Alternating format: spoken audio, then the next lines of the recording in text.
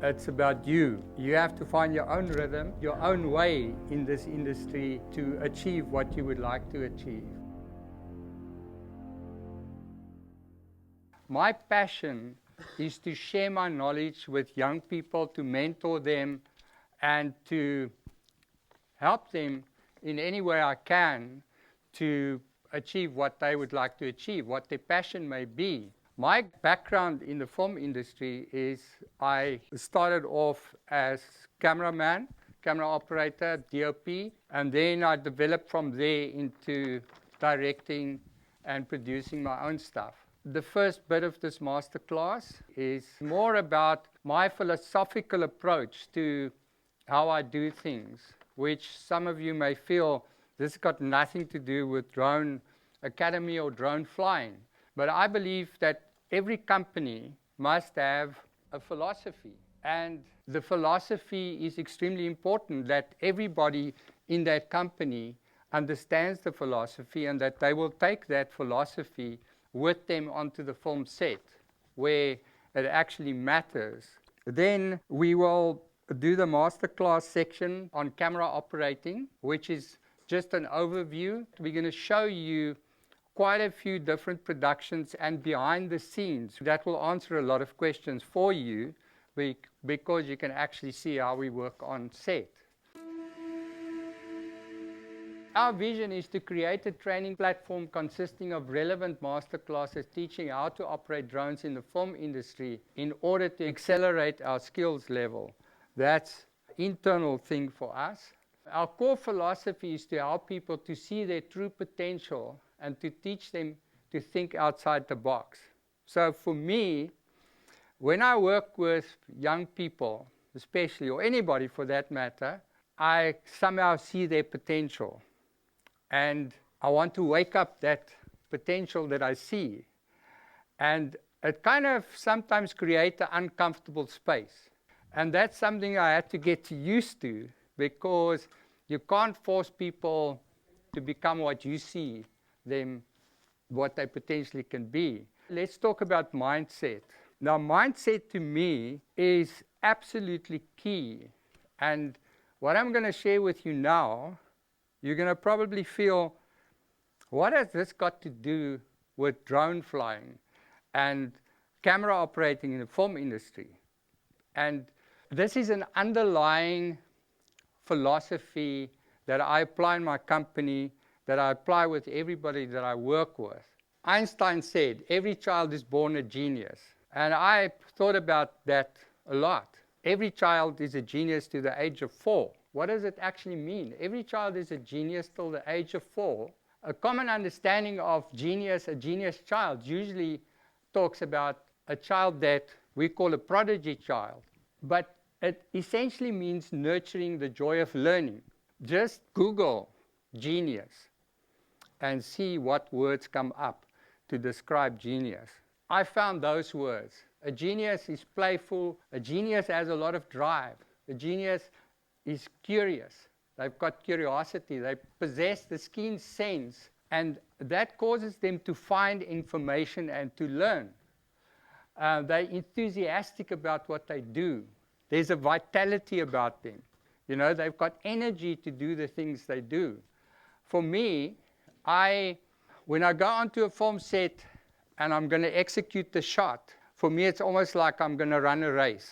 I prepare for that moment when I stand there and I've got to execute the shot. But we'll talk about that a bit later. They've got imagination. They are fearless to a large extent, and they make mistakes and they do things that other people maybe don't like. They're filled with awe and wonder, you know. They've got a sense of humor. They're filled with joy. You know, that's how children are. I made this graphic. That white line at the bottom there is when a baby is born. And all those colorful dots there are all the geniuses to the age of 4. Now, what happens after that? Can you remember who you were before the world told you who you should be? We create, in society, we create this funnel. And this funnel could be a lot of things. Culture, your parents, your society, your religion, social media, other people's opinion, and then That red block is school. They come out on the other side, and you've got a few geniuses there that remained, but 90% of people are not fulfilled in what they do in the workplace. Why is that? And it's so sad. If you are fulfilled in what you do, you're going to do a good job. And I'm saying education should always be to nurture the joy of learning. We need to cultivate and generate a generation of young people that can really handle the future. And how are we going to do that? So what I do in my company is I support passion. That's how I see the crew. That's how the drone crew should be. They must be people that are, wow, we're going to go to work today, we're going to do these shots, we're going to be excited about it, and it's such a privilege and an honor to be here to do what we do. How did I get to this point? I knew I want to make movies. I was fortunate enough to be able to buy my own 16mm camera. So I started filming stuff, anything that I saw that was beautiful to me, and I took a piece of music. I rented a Steenbeck editing table at Irene Film Studios. I started cutting this together, and I made this little reel, 3 minutes long. And I walked with that thing and showed it to anybody that wanted to see it. And people happened to like my work. And then a guy called Gordon Foster, who's a famous South African artist, he said to me, I want you to shoot this feature film for me. I was 24. And I said, do you want me to shoot this feature film for you? I mean, I had no experience, okay? And we're going to shoot this thing on 35mm. And he literally just threw me in on the deep end. He said, yeah, no, what I see here, I love it. It's beautiful. I want you to shoot this thing, you know. And I tried to find out, how do you work this camera? You know, how do you lace the film? All those things. And I've got to work now with a crew that knows more than what I do. And all those challenges that was there. And I was really shitting myself, you know. I will never forget the first time we sat down with the whole crew to watch the first batch of rushes. And we were in a place called Van Sailsrus in the Kalahari, and they were all sitting there, the whole crew, and these rushes were flown in from Irene Film Labs in Pretoria. They had a projector there to project this, and I thought to myself, I've got no idea if this footage is going to be good or bad, overexposed, underexposed, or whatever, okay? I had a lot of knowledge in terms of lenses, exposure, stuff like that, because I was very good in still photography at that time. So I knew how to control depth of field and all those things. And, but when this footage started showing, it was beautiful. It was amazing. And I was just sitting there thinking, wow, this is awesome, you know. Somehow I made it. And then that film won a few awards for cinematography. So that's how I got into the film industry. Then I started doing all sorts of other things. I worked on big movies. I worked with people like Emil Neufeld, Jan Rautenbach. And I started my own production company. I managed to get a lot of corporate clients all over the world. I was very fortunate to meet a lot of famous people. I shot an interview with Nelson Mandela. I worked with Lucky Dubé. I worked with Bryan Adams. Jumping forward, I was fortunate enough to work with Ridley Scott, to shake his hand, and the DOP somehow liked my work, and I showed him some of the stuff that we do with drones, where we fly with lights. Ridley looked at us and he said, wow, this is amazing. I've never seen anything like this. I'm going to write it into the story. A drone camera operating, which is part of the Drone Academy. You see those drones there? We call them the heavy lifters. On that side there is called the money shot. It's an extremely fast FPV drone. It can carry red Komodo body. It can even carry a Alexa mini body. The one next to that is the Inspire 2. And then that little one, there's also FPV with the protected guard. That's a Cinewhoop, which also fly red Komodo. The South African Civil Aviation Society is something that we are very closely linked with. So for me, to get our ROC in the first place was really a difficult thing, because I'm not an aviator and I hate admin, and I just wanted to get to a place where I can do my thing in the film industry.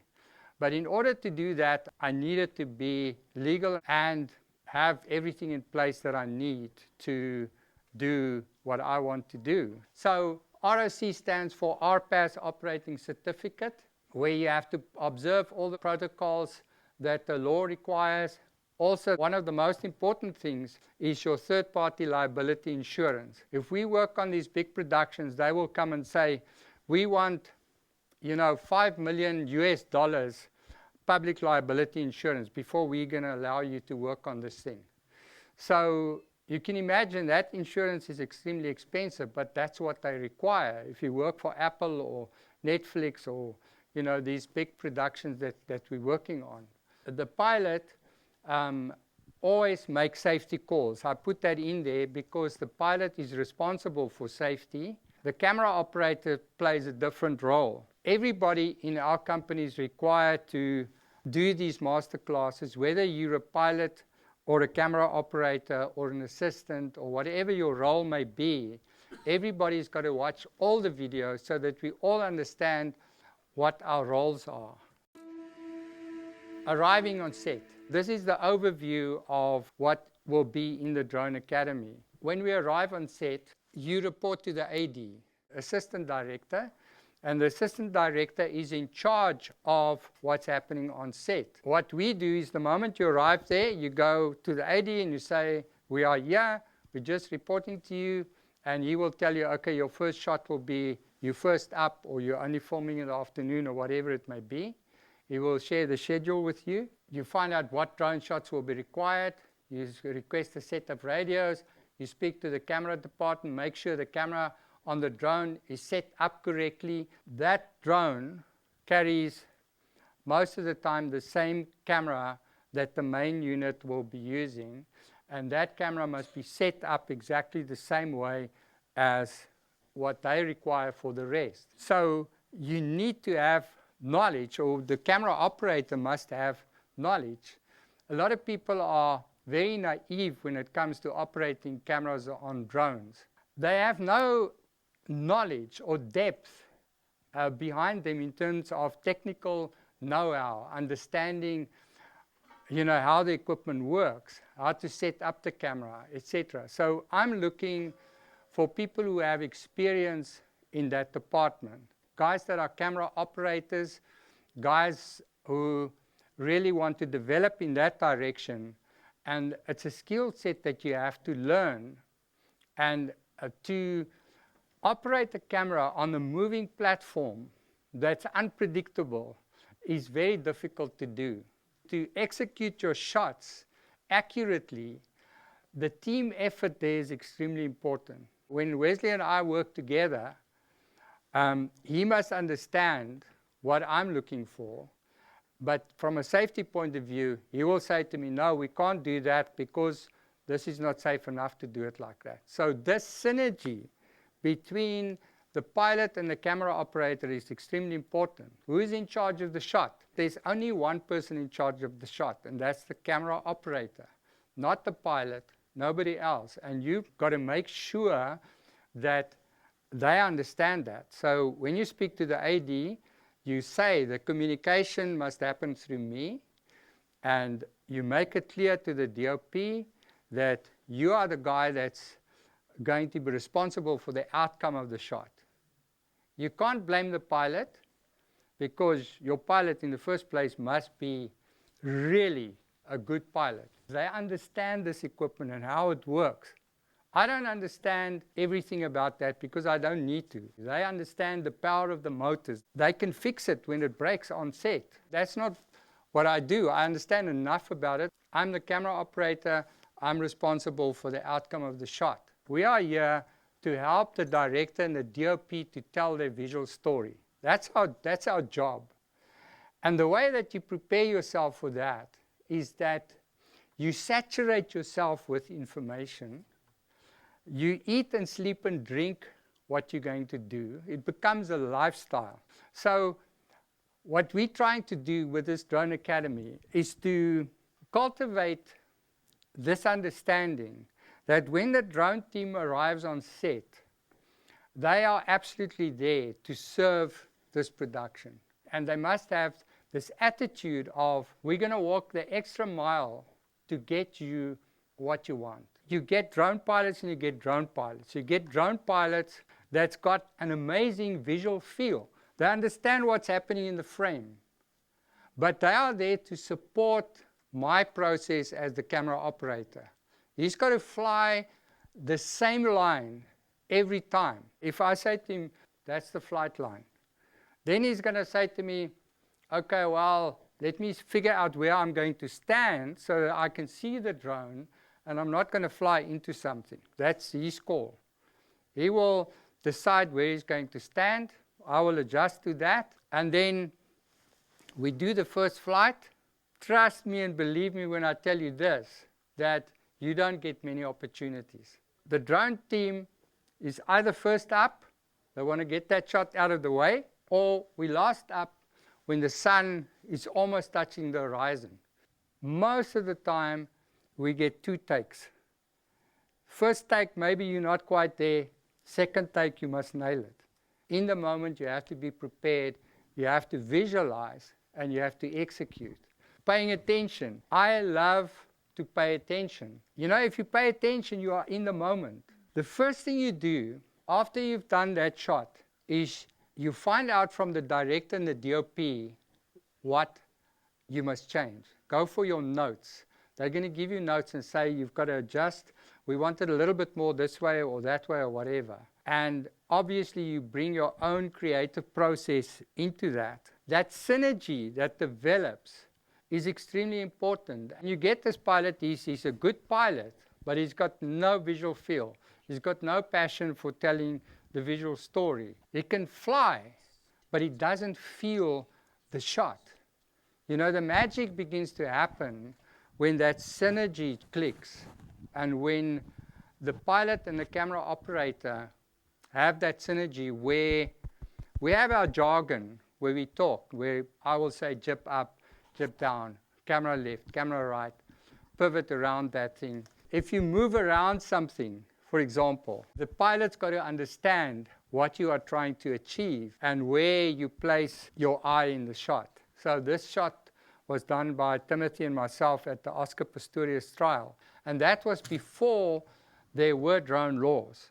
We won't be able to do this shot today at all with the drone laws that we have in place now. So the guy inside had to phone us, say, okay, they're coming out now. You have to anticipate, say, okay, Timmy, I want you to hang there just above the door.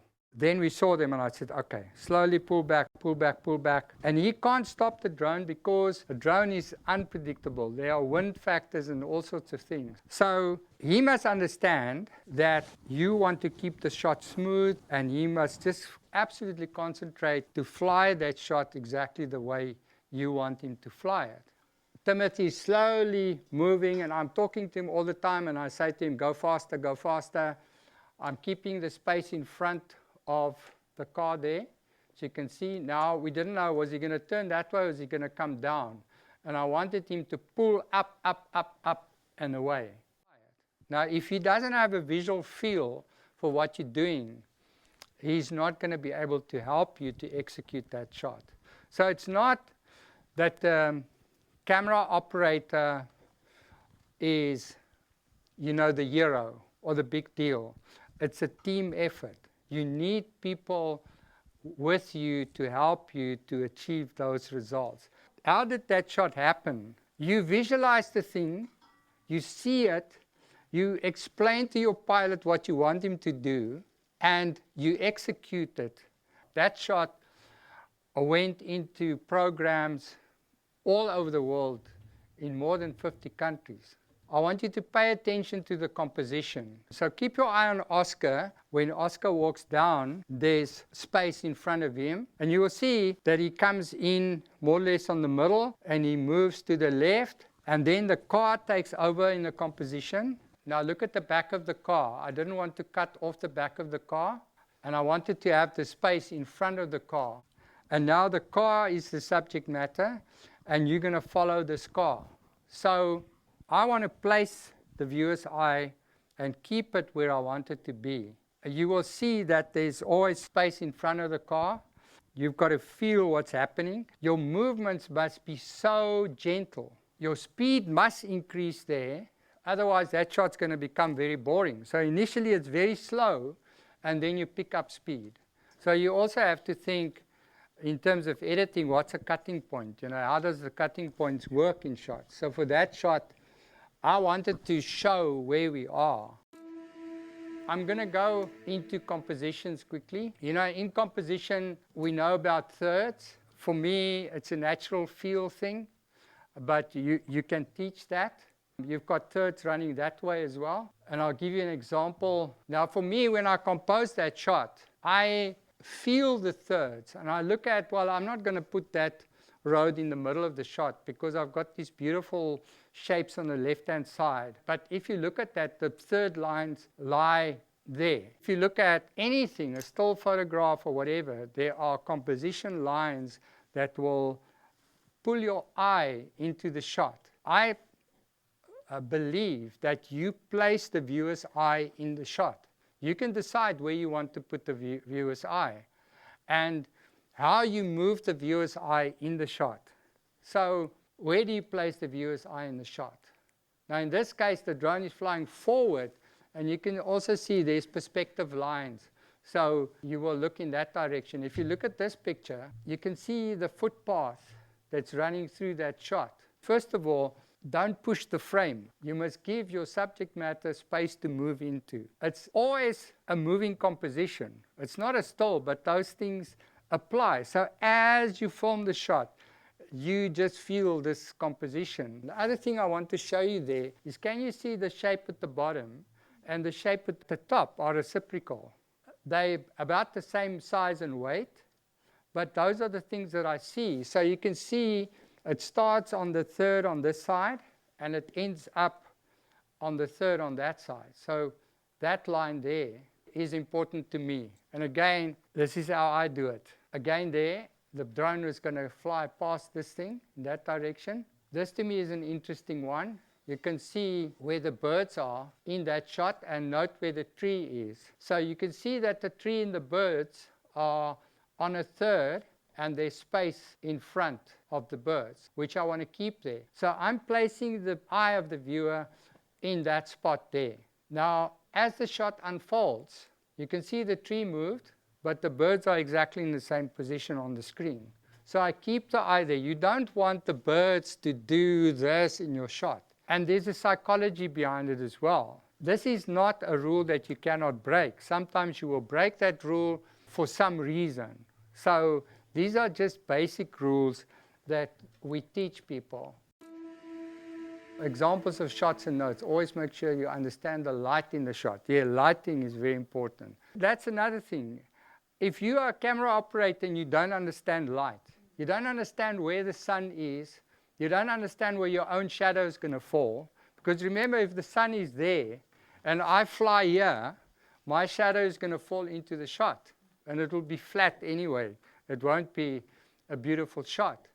So as a camera operator, you must know where the sun is. So if you know that the sun is moving in an arc like that, for example, we go on a recce, and they say, well, we want to do this shot in the late afternoon, but we're doing the recce in the morning.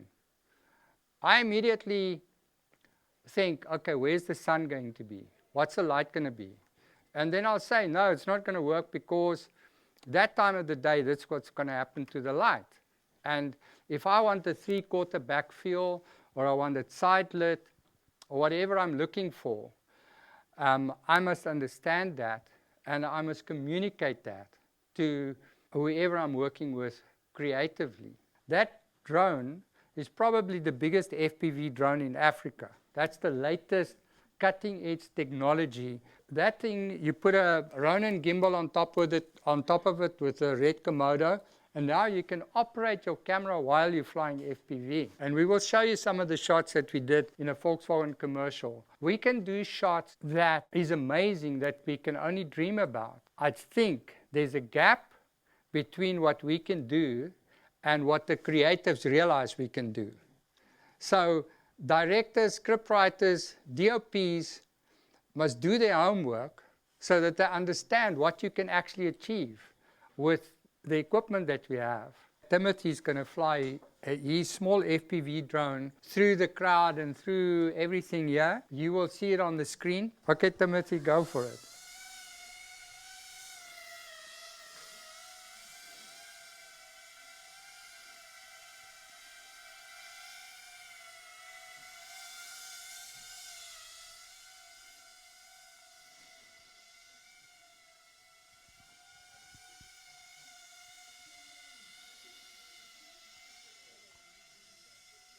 So if you want to fly like this, you can't be scared, and you need a lot of practice.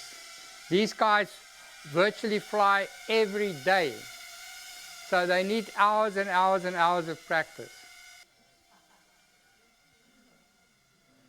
I don't know where he is now, but he's in a different studio.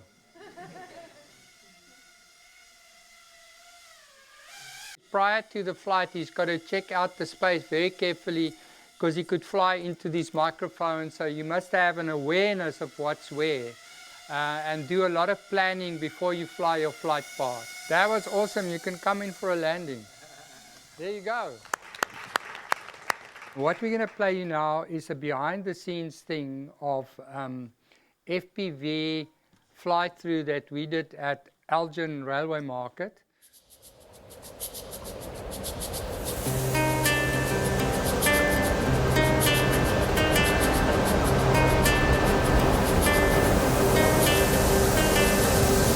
Welcome. I'm looking forward to exciting stories that we're going to take into the world. Amazing locations that we have in South Africa. The drone pilots that we have. The FPV aspect of our storytelling that we want to take to a new level.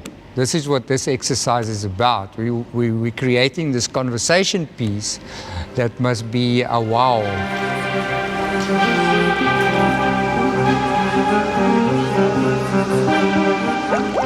And if we can get the camera to engage people emotionally, then they want to be in the story and they want to look at episode number 2 and episode number 3.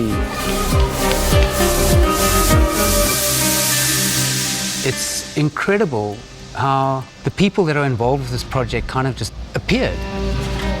Well, and presented themselves at the time, were available. I mean, my story with Linnell was quite an interesting one because she just embraced it in a way that blew me away completely. And that translates into what she's done for us as well, but it's not only her. And she led us to Reinhardt with the music. Exactly, yeah.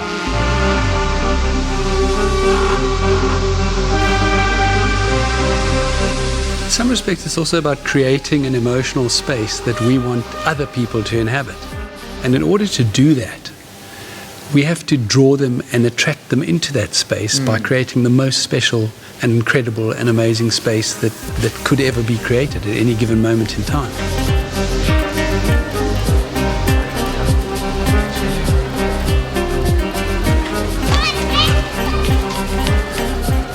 You have to have passion for what you do, you know. You have to be driven, and the other skilled professionals that over time we've surrounded ourselves with because of their passion. So that synergy that develops between people of passion brings such a dynamic thing into what you do, creates things that you didn't even anticipate.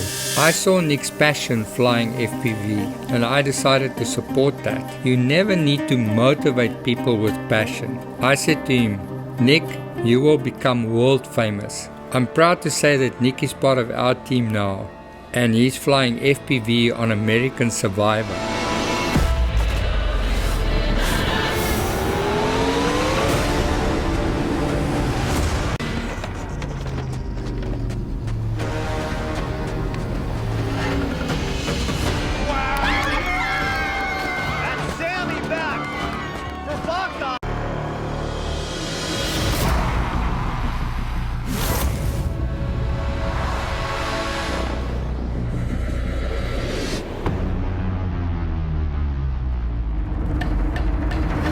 everybody, the extras, everybody just bought into this thing and their energy is showing.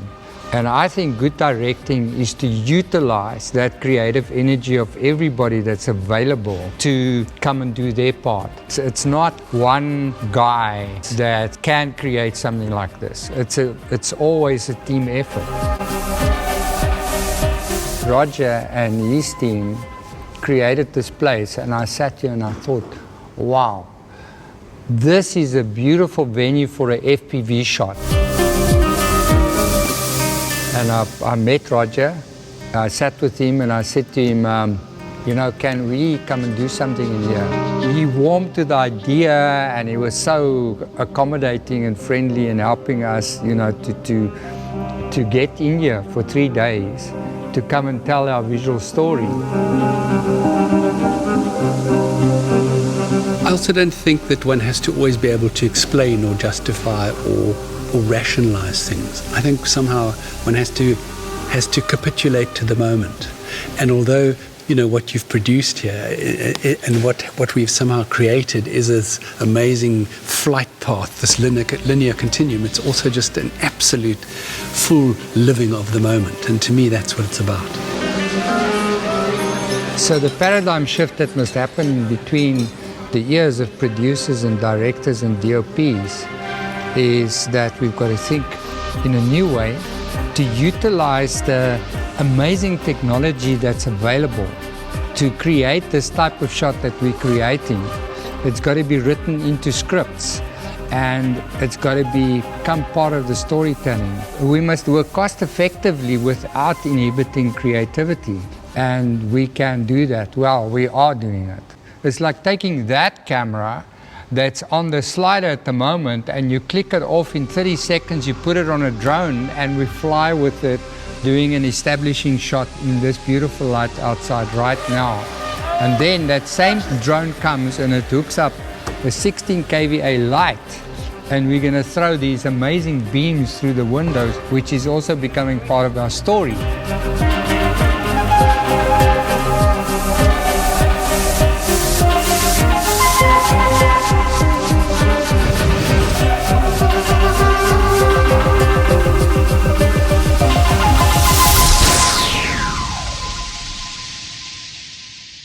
There you go.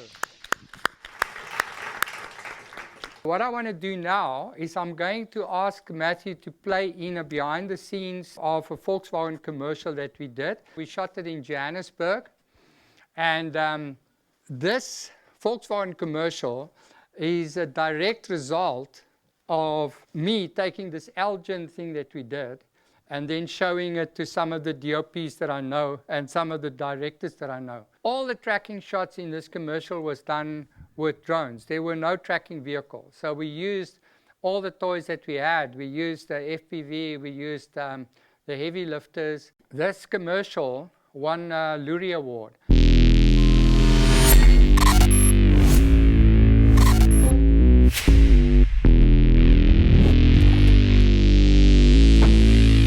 We've just arrived on our first location for this Volkswagen Polo commercial.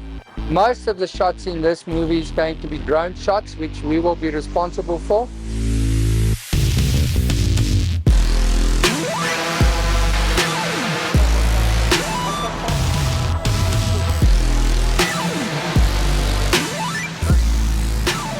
It's like a TV game, then cars chasing each other through the streets, and there's a start and a finish to the race. And for us, it's really great to be involved with this. We've got our new FPV drone here, the Money Shot, plus a Komodo on that. And then we also have the Alexa Mini with the Alta 8 on it. We're running 2 teams here today, and we brought all our toys to be part of this commercial happening. And Sam Cohen, who is the director of this thing, it's great to work with him. He's a very creative, out-of-the-box thinker. And so is Rory O'Grady, the DOP. And it's great to be able to be on the cutting edge of what's happening in technology.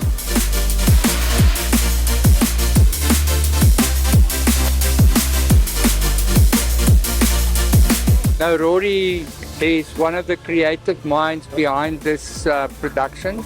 He's the director of photography, and this production just lends itself to so many beautiful magic moments. So Rory, how do you feel about this?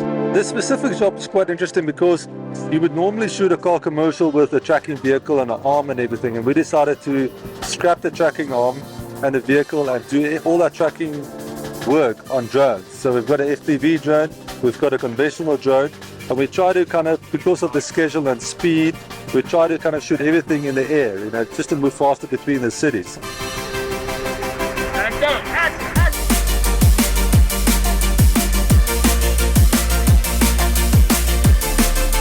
Now we're moving into town to Commissioner Street. We're going to do some exciting stuff there because that space is lit.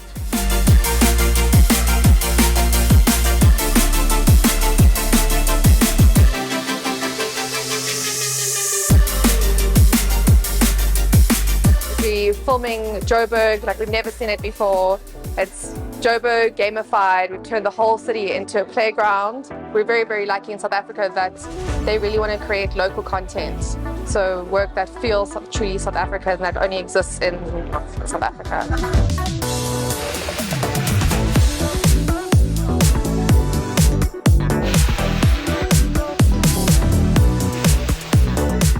This specific concept of Volkswagen Polo is all about the arcade world. You need to imagine your gamer's goggles on, you know, your gamer's POV on the car. So we work with a lot of like top angles on the car, inside the car, because essentially the concept of the story is all happens in a pinball machine. Right. And at the end we pull out and you kind of reveal it will happen in a pinball machine.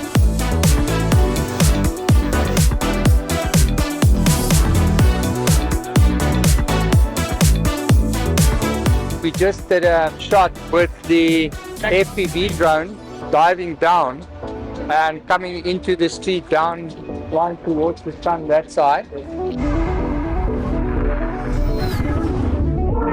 So the shit's quite insane. It's a lot of VFX is necessary because we're in this game world. It's Joburg gamified. I'm here to capture all the VFX data and tracking and information so that we can put our stuff into the plates afterwards. We have a lot of beautiful shots, and that makes a very nice canvas for us to add our CG elements into it. What's a little different here is there is so much augmentation to be done, so everything has to be captured correctly. Like we have to recreate the cameras because we need to use the existing buildings and extend on them. We have to recreate the entire scene, and usually on commercials you don't have that much to do, like maybe a sign over here or an object in the corner there, but here it's the entire scene is full of VFX. So what makes it different is just the vast amount of CG elements.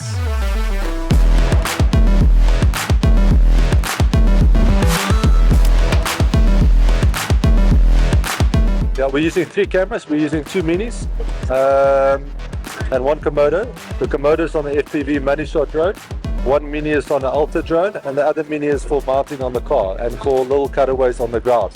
So the lighting style is quite difficult because Joburg City is very dark, so we've got these cranes with the stereos with different colors on, so it's quite nice to control the light, and then we've got a lot of uplights to kind of create background for the post-production. We want to try and make it the noir, full neo-noir world.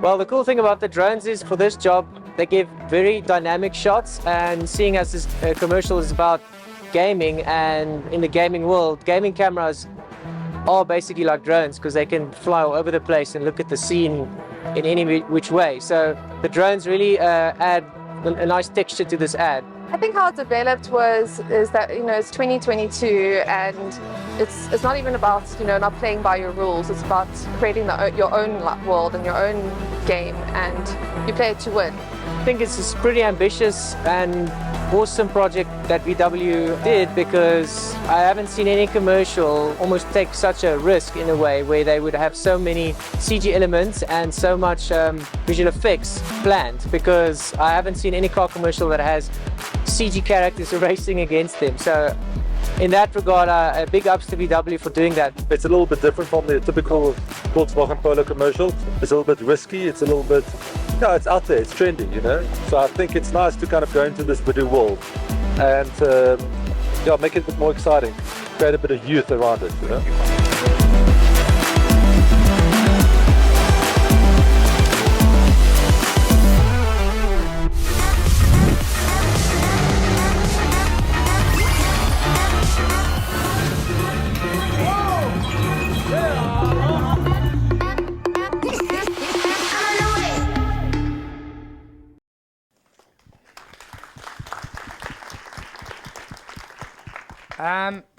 Yeah, so the Elgin project paid off. The energy that we put into that, the 3 days that it took us to shoot that, and it, you know, editing it, and the whole process of doing it, gave us this job.